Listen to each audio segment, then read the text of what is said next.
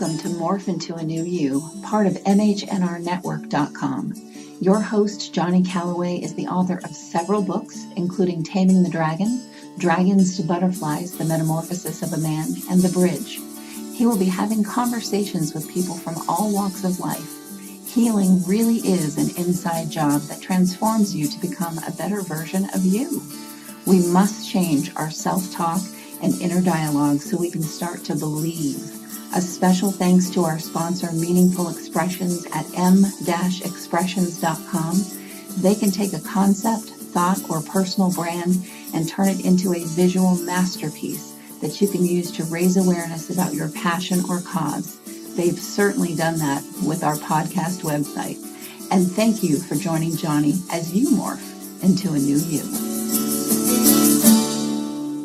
Hello, everybody. I'm Johnny Calloway, host of Morph Into a New You, Changing Thoughts Changes Lives. This month's theme is Coming to Believe, Where Hope Begins. And, man, I'm telling you, speaking of that particular thing, I know I've gone on and on about what Eric Gentry's done for my recovery. But meeting Eric, didn't think about it this way until this moment. But when I met Eric at the place I was in when I met him, hope began because I started being able to see a way out. So today we're going to talk about post-traumatic stress disorder, bipolar, addiction, and the importance of coming to believe. And Eric's going to bring us a twist about hope, the scientific value of hope as the show proceeds. And Eric, how you doing? Doing great, Johnny. I love when we get to do these things together, man. It's like I'm buzzed up. Eric, tell us a little bit about, from your clinical side and your experience, how PTSD, bipolar, and addiction all kind of intermingle with each other. First of all, they're all three a description of distress, that they are the effects of a body that is constantly jacked up and seeking relief. You know, that's what all three of those conditions involve. And with post-traumatic stress disorder, it is getting away from the stuff that scares you. With bipolar, it is trying to manage both the overstimulation and the understimulation. With addiction, it is a state of constant disease and the need to have something external. The essence of post-traumatic stress is the perception of threat. You know, what trauma does to a person is that it causes them to perceive threat where there's little or no danger. Chronic perceived threat, what happens is a person is chronically jacked up, that they got their heart rate, their muscles are clenched, there's all of this internal distress that is going on. It's similar with bipolar. Matter of fact, I've never worked with, I've worked with 12,000 clients in 35 years of clinical practice, and I've yet to work with anybody that has bipolar disorder that does not have a significant history of trauma. But the thing that's a little bit different is that with bipolar, you're getting the jacked upness, but you also get the shutdowns and the real lows. So it's back and forth and trying to manage that, the two ends of that. And then addiction, and I think it's all the same thing. I've not worked with anybody that has a history of addiction that doesn't have a history of trauma. And it's that chronic state of disease and needing something outside of myself to comfort and soothe that distress that I'm in. That's kind of the overlap of the three of those. I'm going to create a scenario here. Let's say I'm Johnny Calloway and I come to Eric for the first time as a patient or a client. And let's say I'm addicted, but I've decided the 12 steps don't work for me. What do you do with me? And I'm bipolar, and I've suffered from trauma. I know in the 12 steps, one of the first things we try to do is get an addict to get a little bit of hope that maybe they can stay clean. But with someone that doesn't have that 12-step community or refuses to go there, what do you do with them? Well, it's complex, but it's a multiplicity of things. The first thing I do is harm reduction. So I tell them that I will not work with them if they're using to intoxication. If they're willing to use to cut down their use so that they are just using to stave off withdrawal and that they don't get intoxicated, then I will work with them. And then if they agree to that, then I ask them to, okay, we're going to test that for the next 90 days or 60 days or whatever we decide to do. If it turns out that you are consistently using to the place of intoxication, what's our next step? Where do we go next? Because clearly that's demonstrating to you that you cannot control this on your own. So would intensive outpatient treatment be the next step for us? Or would you like to go all the way to inpatient treatment? Or I set up a contract with them so that if they are able to control it, then great. Then they don't need to have a program. But if they're not able to control it, then what's happened is over 60 to 90 days, I've built a relationship with them, and I can start to be the bridge that helps them to find their way into recovery or find their way into treatment or figure out how they want to decide to try to manage their chemical dependency. I guess in essence then what I'm hearing is you try to create that hope for them by connecting with you. Some of our prior shows that you and I have done together, we talked about hope comes from connection. That connectivity that we get, say the first time we call somebody from a 12-step room, they tell us, well, I've been exactly where you are and I don't have to be there anymore. Then a little bit of a light comes on. So when it's somebody that doesn't want to go to the 12 steps, you try to find a way through connecting with them to turn that light on for them or with them, right? It's absolutely what I do. What we've learned in the past 15 years or so in the field of mental health is that the technical stuff that we do in therapy, all the written homework, all the interventions that clinicians do account for very little of the change that happens. Most of the change that happens in therapy come from what we call the non-specific factors, the things that are not particular to a model, that are ubiquitous, that are in all phases of treatment. And the two most potent medicines in the field of mental health, number one is the quality of the therapeutic relationship. Number two is called positive expectancy. That's the second most powerful medicine. And positive expectancy, all good mental health professionals, our first and foremost job is to be the ambassador of hope. I mean, that's what we do in the first couple of sessions. If we cannot ignite a little bit of a flame of hope, a vision of something other than the death march that our clients are on, then it doesn't matter how skilled we are as clinicians, we won't get a chance to do that because they won't come back. That ability to light up, that there's something else for the people that come to see us that give that person the wherewithal to walk through their fear to change. Right. That people will not walk into fear unless they believe that there's something on the other side that is valuable for them. Right. I'm going to go to the 12-step rooms with this. One of the beautiful things about where hope comes from there is you actually get to physically see demonstrations of what hope can do. I've said probably at least 100 times in meetings, at least 100 times, that if you sit in these rooms long enough and you say you can't see God, you ain't looking. There's always somebody in that room that has risen above what they were never going to rise above without some kind of hope, connection, love. It's there. Agreed, 100%. That process of, I think it's probably best to say this way, in the disorder of PTSD, up until 3 years ago, diagnostically, one of the symptoms was a sense of foreshortened future. And I think that addicts and survivors of trauma have that in common. There's been so much disappointment and so much pain that hope is a perceived threat. Hope is weakness. Hope is vulnerability. Hope is, screw hope. And just that kind of nihilistic, by the time that we come into the rooms, we just don't have hope. Too painful. My personal experience with that is my attitude that I used to share lovingly in my early goings in the program was there is no gravity. The earth just sucks. You couldn't penetrate that with hope because I was convinced. I was very fortunate, actually, that I did see hope right away. I did. I heard people talking about, they were telling my story, but they were telling it from a detached place from the story. I was still too involved in the story to be able to detach from it. But I heard them and I knew they couldn't be sharing what they were sharing, saying what they were saying with the passion they were saying it with if it was just something they read from a book. It was something I knew they had experienced. I knew they had gotten beyond it. The thing for me, when you can see that hope then goes kind of beyond hope to knowing. It reminds me of that thing you said in our very first show together. They asked what he believed, and he said, no, I don't. I know. Right? It was the spiritual father of the 12 steps. Carl Jung, yeah. On the Dick Cavett show. Yeah.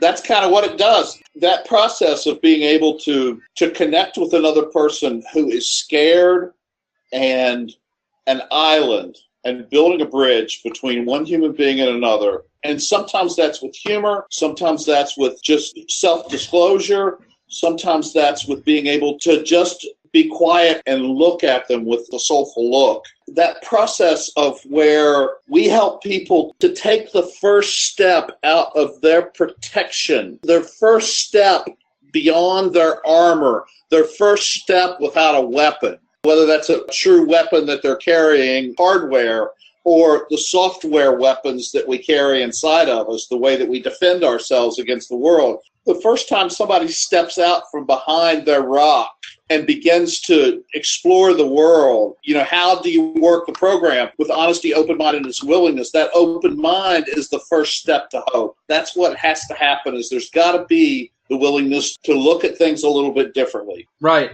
And my personal experience is so vital because I had convinced myself that so many lies. I've got another lady I do podcasts with, Mary Padlack. She talks about how we're hypnotized as children to believe the lies that we're told. And part of recovery, coming from her angle, is about de-hypnotizing ourselves from those lies. And a lot of those lies, I lived my life based on a belief system that I didn't believe, but I never checked it out. I never do I really believe that? No, I was told that, I bought it, and I ran with it. And a big part of my personal recovery has been about investigating the belief system that I run my life by. I can say, in all honesty, most everything I believed when I came to the 12 steps in 1984 is gone. My connection with what I thought God was, what love was, what relationship was, everything has been turned around. But I had to first be willing to look at it and say, you know what? To tie into what you were saying, you know what? Maybe I've been wrong. Maybe all this stuff I've run my life by was wrong. And there's so much freedom in that. So much freedom that we have a mutual friend, Ed, that told me way back in the beginning for me, after listening to me pontificate for about 45 minutes about my ideas about God, he just listened. And when I was done, he said, I hope I don't ever forget this. He said, it might behoove you to be open to the idea that perhaps everything you think you know about God could be wrong. And over the years, everything I thought at that moment has changed. And I was just having a conversation yesterday, actually, with a dear friend, and I really try to live in the space of maybe I'm wrong. Maybe if I let myself think there's a possibility that I'm wrong, there's something else here for me to learn. There's a line in the Course in Miracles that says the essential thing to learning anything is to first know that you do not know. In that place, I am constantly open to learning. I can't say I'm constantly learning, but I'm constantly open to learning in that place. And yeah, maybe I'm constantly learning in that place, but that open-mindedness is vital. I appreciate the way that you said about that process of hearing other people's stories. And I was just thinking while you were talking there about the two processes of hope in the 12 steps. Because there is the pre-first step hope. Before we ever actually work or take a first step, is we start seeing people that acted the way that we acted, that went to the horrors that we went through, and they're not suffering from that anymore. And that gives me enough wherewithal to begin that maybe I'll try this program. And then, I was thinking about how the first step, that to be able to live by hope and faith and love, to be able to live by spiritual principles, what we got to do is that we got to find that we do not have enough power on our own to be able to manage our lives. That's what happens in the first step, is that a first step done right, you come out of that first step with a little bit of hopelessness. It's like there's nothing left for me to be able to try to manage my life. I can't do it. I have the disease of addiction. And if I try to run things, then I'm going to drive my car into the ditch every single time. Now, there's a loss in that. There is a death of ego that comes with that. But what's really cool is it's the propulsion to send us into the second step, where we got to come to believe, if we want to stay clean and have any kind of life. A first step without a second step is a suicide waiting to happen. Right. There's just nothing without. If all you got's a first step, you ain't staying clean, and you definitely are not going to have a quality of life. I've been working on this workshop, this Morph Into a New workshop I'm wanting to do, and I take a different approach to the first step, where it's open to more than just someone that's addicted to a particular substance. And we admitted we were powerless over our thinking and that our lives had become unmanageable. And the point in that is I'm trying to open up that it's my thinking that drives me to do all this crazy stuff. And those thoughts are unmanaged. So if I can learn to manage the thoughts with the rest of the steps, then my unmanaged thoughts become managed thoughts and my unmanageable life becomes a manageable life. Does that make sense from where you're coming from? It does, but it's tricky. The tricky part is that I cannot manage this is for me, I can't manage my thoughts with strife. That's why the other steps are so important. First blush, when I hear what you say, and I suspect that other people might do this too, is, oh, all I got to do is manage my thoughts. Well, let me just try harder. And what has to, yeah, I mean, that's where that's going to go. I mean, if I heard that at 90 Days Clean, that's exactly what I would have done, is I would have tried harder. But what we've learned about those thoughts that are destructive and distorted, the reason why they're destructive and distorted is because they're not really even thoughts. They're intrusions. They're old stuff intruding.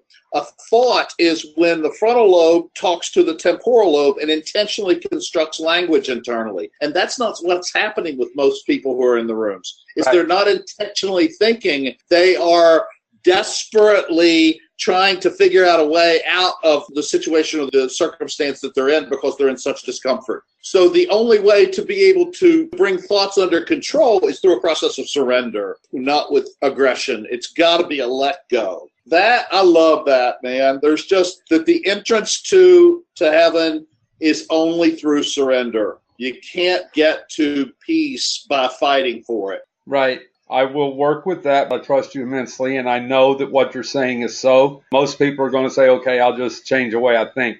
I do believe that changing what we think is vital, but I agree. I know for myself, it's almost like a mathematical equation for me. A thought becomes a feeling becomes a belief becomes a behavior, my behavior becomes my life.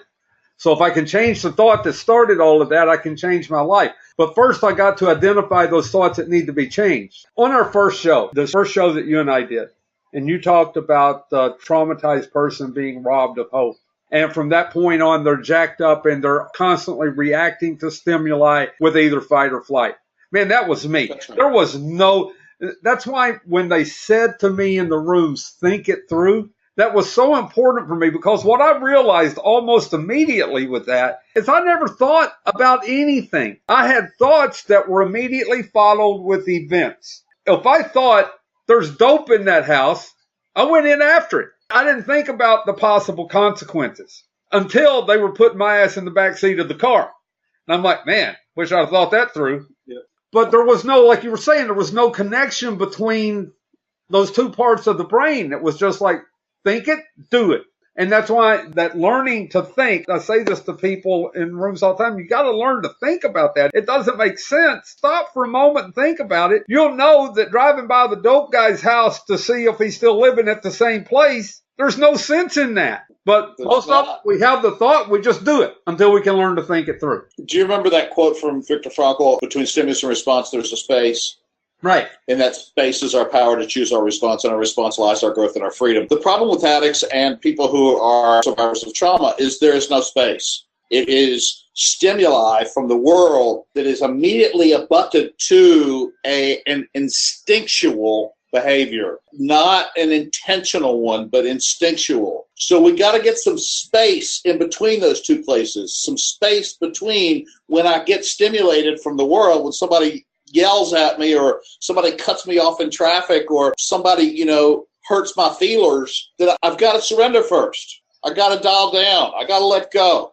And when I let go, now everything is possible. When I stay jacked up, then all I can do is what I've always done, is that I move into what you described was the thoughts become racing. The thoughts talk to me and command me to act aggressively. They command me to do something that I don't want to do. And I am powerless to stop myself once I'm in that state of jacked upness and I've got that voice commanding me up here saying, kick his ass or get away from that, whatever else. It's usually aggression or avoidance. And so, knowing that I get freedom from surrender is, I think, the blessing of the first to the second step. That bridge of hope is knowing that when I let go, I gain a far greater power. When I let go of control, I gain a far greater power. I thought about so many things as you were saying all that. So many things. In my first book, Taming the Dragon, I actually wrote that the ego is constantly screaming. That part that you were talking about, constantly screaming, stop, go faster, go left, go right.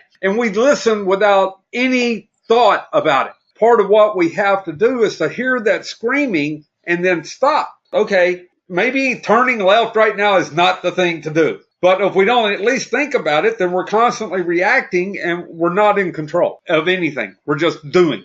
We become that human doing that I heard about back in instead of a human being. And it's difficult to have peace in that place. It's impossible to have peace in that place, I think. What I've kind of come to understand that hope is, how do I keep hope alive in my life? Well, I think it's the 11-step process. It is making a decision hundreds of times a day to let go and let the God as I understand God, which is just goodwill as best I can tell, let that force that has given me all the goodness in my life direct me rather than my ways and means committee of what I want, that to just let go hundreds of times a day. When I do that, I know I'm going to come out okay on the other side of it. Right. You brought up a good point, which is part of where I want this podcast to go today. I've had no telling how many people asking me over the years on step 2, Johnny, what is this power that I'm coming to believe in? What is this power that's supposed to give me all this hope? So how do you respond to that? Or have you ever been asked that? My sponsor just did a beautiful thing with me around that, because I was having all kinds of problems with God. He started with the idea that, the second step has nothing to do with God. And here's what I want you to do, Eric, is I want you to just wake up in the morning for the next 90 days. And I want you to just ask whatever is out there. If it's the universe, if it's your higher self, whatever it is, doesn't matter what you call it. I'm just going to ask you to ask that thing to show itself to you. Demonstrate that there is a force in the universe that cares about me. And would you please reveal yourself to me? He said, what I want you to do is for the next 90 days is he held his hands out. We're going to do a scale. We're going to start with, there are no powers greater than you that will help you. And there is power greater than you that will help you. I'm going to ask for it and just notice what happens. And the thing that happens is that when we get willing to see that stuff, there were hundreds of little coincidences in the first week of where I started noticing that there was some kind of something beyond me that cared about me and that was constantly calling me to do right and was available for comfort and a source of strength.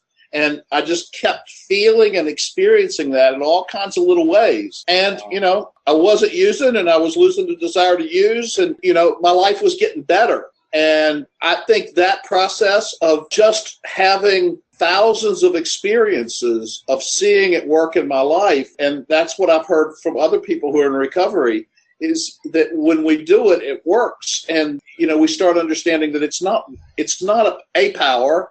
It's a myriad of powers. There's just thousands of things available to me to help me in my life today. Wow, man. So many memories you bring up for me, man. I had such a resentment with this whole God concept when I first came to the program, because as a kid, I was told he took my mother from me. And then they told me I needed to turn to him for help. He took the most important thing in my life away from me. Now you're wanting me to ask him for help. Are you crazy? So what I did, I'll never forget my first prayer. I got on my knees in a room that my wife and I had at the time. And I said, look, I don't know what you are. I don't know where you are or how you do what they tell me you do. But they told me that if I would turn to you, that my life would change. Next thing you know, I worked 8 hours and I only turned in 8 hours. If I worked 6 hours, I only turned in 6 hours. And I remember one of the really big ones was one day I walked into a Kmart and I was looking at the sunglasses, and I did what I had done so many times before. I just put them on, looked at myself in their little mirror, and then walked out with them. But this time, after saying that prayer, I got out into the parking lot and I realized I had those glasses on. And I'm like, oh my God. They told you that if you don't get honest, you will pick up. I turned around, damn near jogged back into Kmart, went back to the sunglass rack and just put them back. There's no way I would have ever done that on my own, by my own vices. No way in hell. And then all kinds of other little things. I managed to, one of the big freedoms for me in my early recovery, I was always trying to fix stuff on my wife's car. I am not a mechanic. And I go, she say it's making this noise. I go up and try to work on it. I come back, she drive it off. She come back, she say it's still making the noise. Well, after I've been clean for a little while and learning a little bit about honesty, I came in one day and she said, Johnny, the car is making that noise. I said, we need a mechanic because I don't know how to fix that. She said, thank you. It was such a freedom to be able to tell the truth and say, I don't know. I didn't know how to do that prior. Yeah, the little miracles. And one of the things when I'm trying to work with somebody that I tell them all the time is you got to celebrate your little victories. And, quit thinking you're going to be the CEO tomorrow and just be grateful that you got a job and just be grateful that you managed to actually do a 40-hour week. Celebrate the little victories and they will pile up. I love what you were saying. One of the things that I've always loved about the 12 steps is in 3 and 11 where it says, as we understood him. And I get to believe what works for me. And that is so important to me, and I've said this a lot. God of my understanding may get you high before tomorrow morning, but he's working just fine for me. Yeah, so it's beautiful. And the thing that I love about how the steps are laid out, another one of the many things I love, is we go from hope in step 2. And once that hope has been realized to some degree, it starts to gradually turn into trust. And then that trust carries us right into step 3. Those steps had to be divinely inspired because me and you never could have sat down and come up with this crap. There's no way. No two human minds could sit down and come up with that without a divinity being involved. No way. From the choir comes an amen.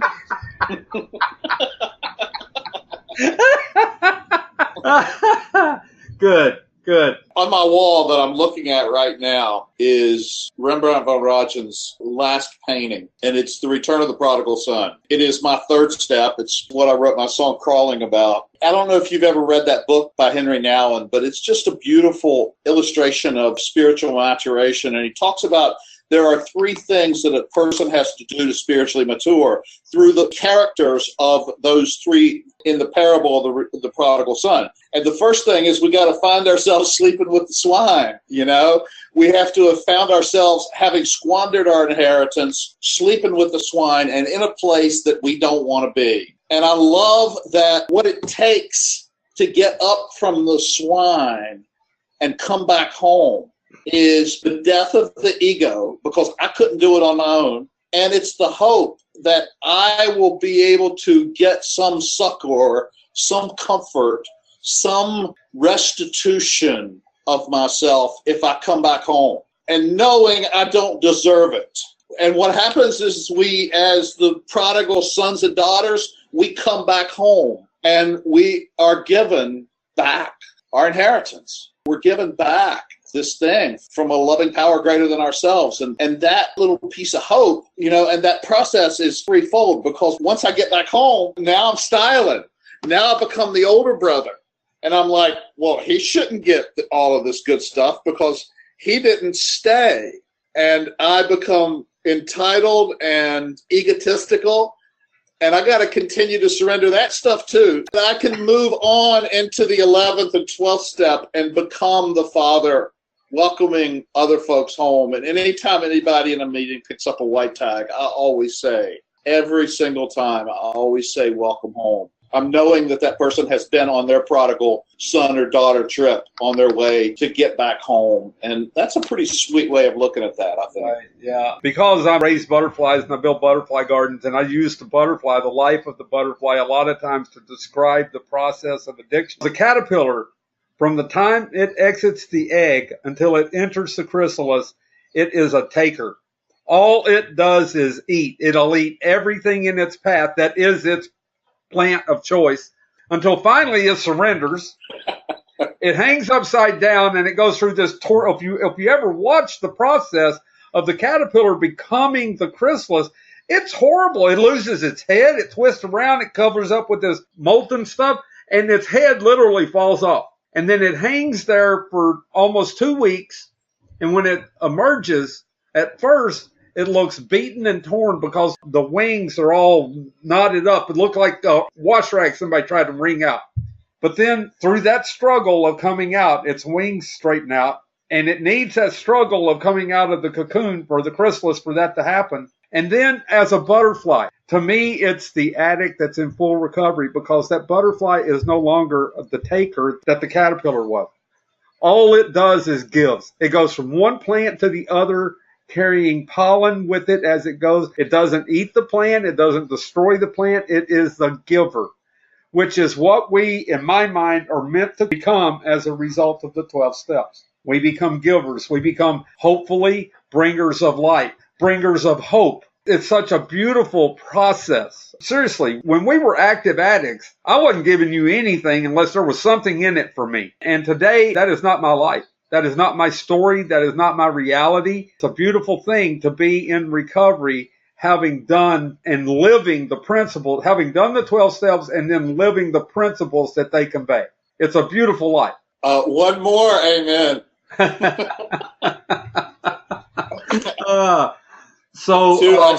Two excellent metaphors about that process, for sure. Yeah. Well, I have videos, the caterpillar becoming the chrysalis, and if you watch that, it's painful, man. It's got to be painful. And then I think of that time within the chrysalis as what you were referring to about the prodigal son, like the dark night of the soul, because in that chrysalis, we explore the darkness.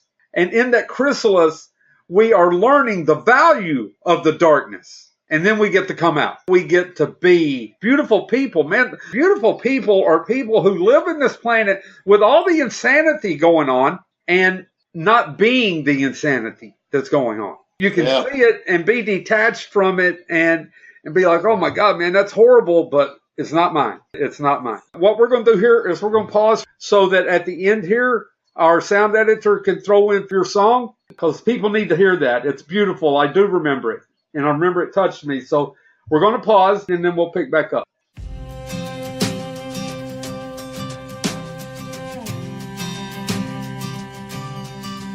I believe.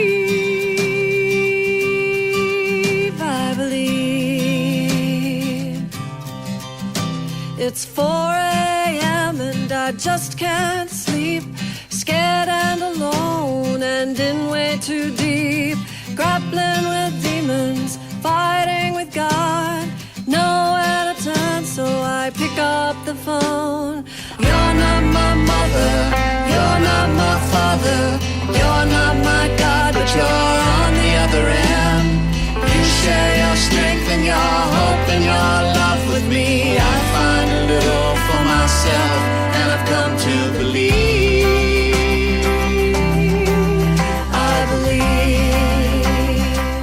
Thank you. I know everyone will enjoy that. Really worth hearing.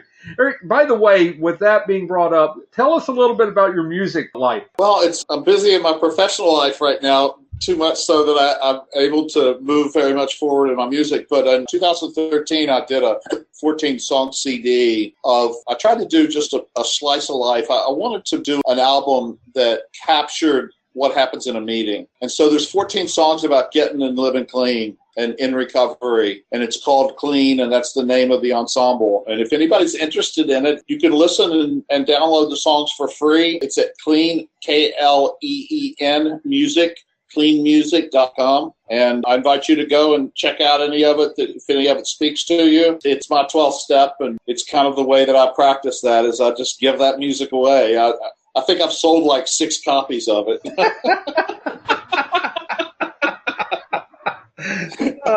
My producer said, Eric, you want to know how to make a small fortune in music? And I said, yeah, for sure. He said, start with the large one.